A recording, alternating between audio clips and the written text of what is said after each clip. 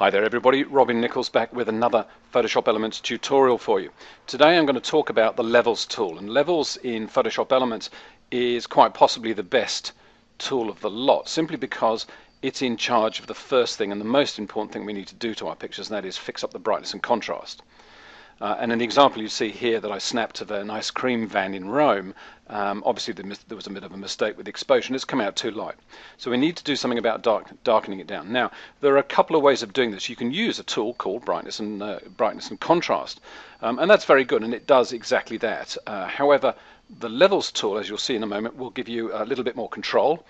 To find the brightness and contrast, of course, we're discussing a thing called lighting. It's a lighting problem. So here we go, brightness and contrast. So dead easy to use. You just go brighter or darker. All right, so effectively, you know, it does the job quite nicely. And of course, we have the contrast, and the contrast can be lowered or it can be raised. If you don't understand what I'm talking about, contrast is really the amount of tones held in the picture, the range of tones held in the picture. So typically on a very high contrast day, it'd be bright sunshine, so you'd have very bright highlights and almost jet black shadows. On a low contrast day, you know, the grey overcast sky, maybe even raining day, what you'll see, of course, is a very broad range of grey tones and no absolute black or absolute white. So we can increase the contrast or decrease the contrast using these tools. And you can see here, for example, all the way over to the left, the contrast is actually pretty flat. The black is still reasonably black, but a lot of the blacks have actually gone sort of grey. If we increase the contrast, of course, the blacks go jet black. The whites in the picture go a little bit brighter. All right, and when we do that, of course, you lose detail in the whites, especially, for example, in the people's t-shirts off to the left-hand side here. Let's bring that back. You can actually begin to see a bit of detail appear in the t-shirts. So it's a very important tool for bringing back or getting rid of some detail in the tonal areas. However, the best tool, as I've said, is Levels, and we go back to Adjust Lighting, and you can see it's got a keyboard shortcut all on its own, Control L, and it's the best thing since sliced bread. Now I can look at this picture and I can tell you all sorts of things about this picture without actually seeing the picture. So I could, you know, theoretically have the picture way off in the distance. I can't even see it. And I would tell you by looking at the tone histogram, that's this kind of mountain range you see in the middle of this grid system.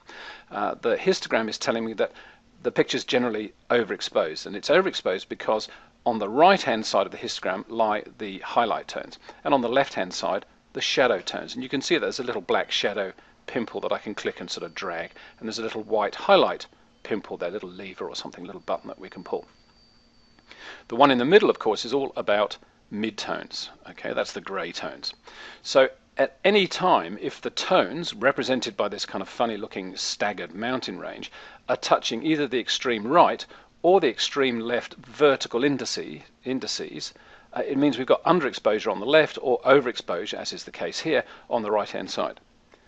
And it tells me how much overexposure I've got as well. I kind of don't really care about that, but quite a bit of the tonal range is pushed up against that far right-hand index.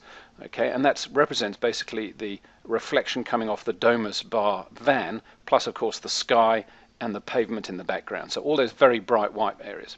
There is no absolute black. It's kind of getting towards black, but there's no absolute black.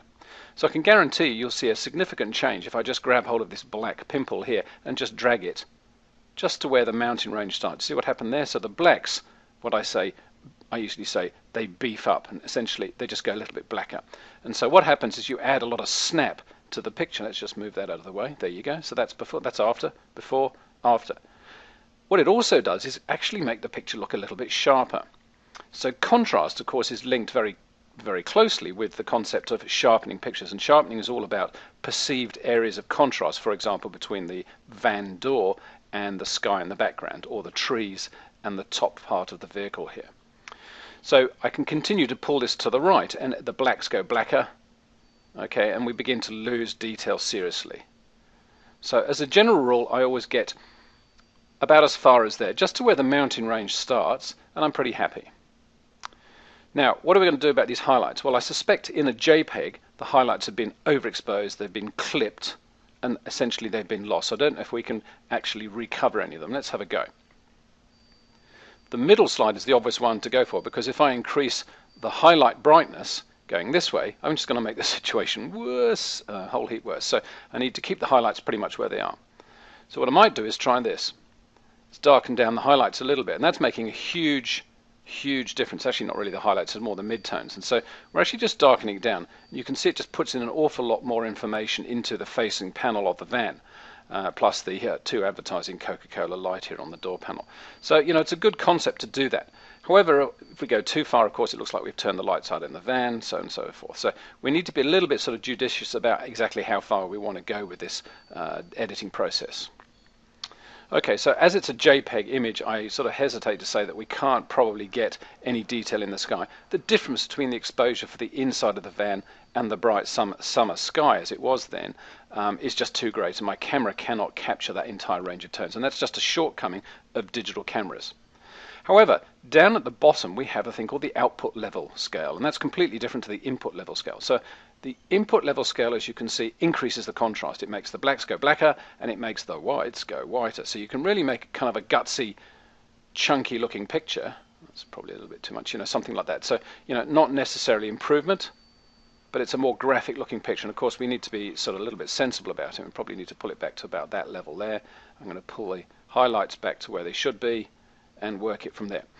The output levels reduces the Dmax and the Dmin, and what that means in English is it adds kind of lightness into the shadows. You can see here the shadows lighten up amazingly, and it also puts sort of a dullness into the highlights. We are never going to make the sky look nice, and even though I've softened it down a little bit, you see what happens, it just goes dull and deadly like a bad foggy day. I can pull it back a little bit, probably 10 points or something of that nature. So we can check the before and the after. So it does help a little bit, but it's no magic bullet at all. We can possibly combine that with a little bit of a tweak in the input levels, and maybe even pull them down a little bit, you know, so we can get, you know, a half reasonable sort of picture with that sort of help. In this case, I'm going to say no to output levels and say, be gone, I don't want you to do anything. All right, and I'm going to just reset this a little bit because I think we made them a little bit too dark using this midpoint slider. Now I know you're all putting your hand up the back of the glass going, what are these things? What are these things? These are little eyedroppers. And the eyedroppers are there simply to adjust the tones if we want to. And so, for example, if we've shot loads and loads of product shots, we can click on the white paper background or the grey paper background or the black paper background, and it will reset everything according to that, and it will make the black paper background, for example, jet black. So let's try clicking on the door. Okay, and you saw a very, very little small hint. If I go and click on Caesar's face here, sorry, Mark Antony's face, we're going to have a radical change because it's basically making everything as dark as black. So I've made a bit of a mistake. I need to go back here and just click on the black to reset it. Let's try the grey, the midpoint. And I think what should actually be grey, maybe this car seat like that. Ooh. All right, so we're getting a radical color change because don't forget, we have 3 color channels to deal with in this RGB image. So if I just happen by chance to click on the wrong pixel, and all these pixels are going to be minutely different in color, it resets the color quite radically or wrongly. Let's go and try the white on here. That's a little bit better. Now we're back in the ball game again. So we use these eyedroppers. They're quite good just for resetting the white balance and the color if we think it needs it. Interestingly, because this is an 8-bit JPEG, you can now see as I've reset that histogram, it's now stretched across the entire tonal range. So it's kind of a good thing in one way, but you can see there's a lot of gaps in it. And this is called combing. And what that means is because the 8-bit file doesn't have a huge amount of information in it, because we've actually sort of like, hey, I want you to stretch those tones, spread those tones out over that whole 255 levels of grey range, it's going, well, we don't have enough tones. You didn't give me enough tones. I'm only an 8-bit file. If we had a 16-bit file, the mounting range would still be more than likely solid black. But as it is, it isn't. As it is, it isn't. So finally, when we're using levels, of course, I can split it up into 3 different categories. And you can see here I've got a different shape mounting for the red channel. And I can add or subtract red. The opposite of red, of course, is this greeny blue cyan. I can then, for example, I'm going to jump ahead and get into the blue channel, which of course adds more blue or more yellow. So we can make significant inroads into the color tinting or the color hue simply by adjusting the 3 separate RGB channels. One of the best things about the levels feature, of course, is you can just go, oh well, forget about Robin said, I'm just going to click on auto.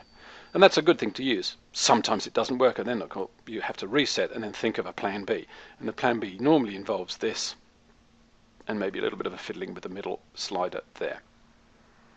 So that very quickly is an overview of levels. It's a fantastically useful, powerful tool. I've tried to make this picture a little bit better. I think I succeeded. Certainly no magic bullet in the sense that I don't suddenly have a blue sky, because of course, being an 8-bit JPEG, the blue sky is just long gone. It's just not there anymore. It didn't record it because it hasn't got the ability to record so much data. But as you can see, Levels provides a fantastic solution for beefing up or fixing any digital picture very simply and relatively quickly.